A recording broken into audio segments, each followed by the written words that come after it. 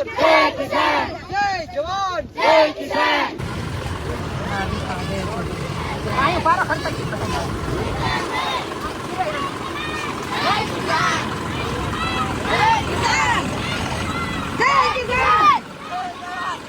કિસાન.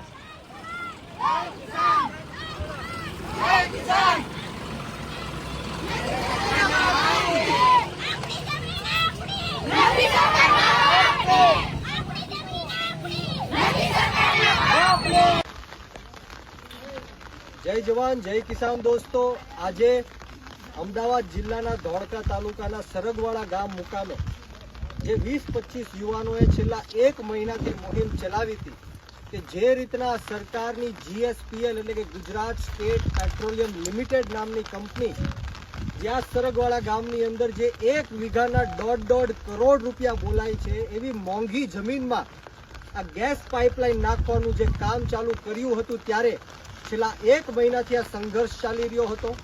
અનેક દિવસોથી આંદોલન ઉપર અમે ઉતર્યા હતા. અમે કલેક્ટરને આવેદન આપ્યું, મામલતદારને આવેદન આપ્યું, તલાટીને રજૂઆત કરી, ધારાસભ્યને રજૂઆત કરી, છતાં પણ કોઈ પણ જાતનો અમને જવાબ મળ્યો નહીં. પરંતુ આજે આખા એક ગામ સમસ્ત નક્કી કર્યું, ખેડૂતોએ નક્કી કર્યું કે અત્યારે વરસાદી વાતાવરણ છે, અમારે વાવણીનો સમય થઈ ગયો છે અને આ ગેસની પાઇપલાઇનો અમારા ખેતરની વચ્ચે ઊભી છે, ત્યારે અમે ટ્રેક્ટર પણ ચલાવી નથી શકતા, બીજાના ખેતરોમાંથી જવું પડે છે. ત્યારે આજે આખા એક ગામ સમસ્ત અને ખેડૂતોની સાથે રહીને અમે ટ્રેક્ટર દ્વારા આ ગેસ પાઇપલાઇન છે અને પાછળ બાંધીને ખેતરમાંથી બહાર કરી છે. હું સરકારને ફરીવાર કહેવા માંગુ છું કે આ ટ્રેલર છે, પિક્ચર હજી બાકી છે.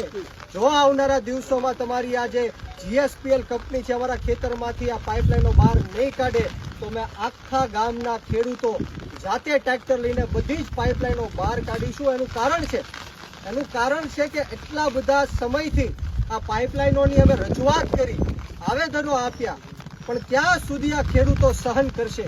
એક સહન કરવાની લિમિટ છે, શક્તિ છે, એ પણ અમારી ખૂટી ગઈ છે. ત્યારે હું સરકારને ફરીવાર વિનંતી કરું છું કે અમે અહિંસાને માનવાવાળા લોકો છીએ, પણ જો આ સરકાર અમારી વાત નહીં સાંભળે તો અમે શહીદ આઝમ સરદાર ભગતસિંહના માર્ગ ઉપર પણ ચાલવા માટે તૈયાર રહેશું. બોલો જય જવાન જય કિસાન, જય જવાન જય કિસાન. हमसे जो टकराएगा मिट्टी में मिल जाएगा, हमसे जो टकराएगा मिट्टी में मिल जाएगा. આપણી જમીન આપણી, આપણી જમીન આપણી, ભારત માતા કી જય, ભારત માતા કી જય. જય જવાન જય કિસાન, જય જવાન જય કિસાન. લડેંગે જીतेंगे, લડેંગે જીतेंगे, લડેંગે જીतेंगे, લડેંગે જીतेंगे.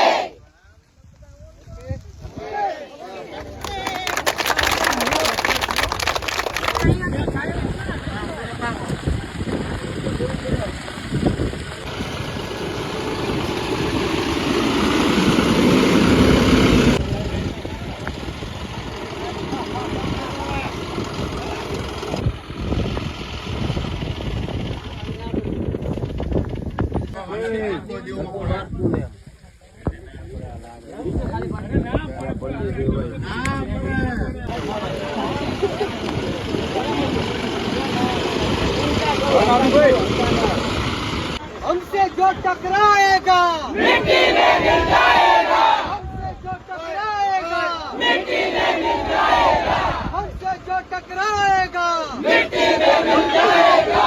આપણી જમીન આપણી, આપણી જમીન આપણી, જય જવાન જય કિસાન.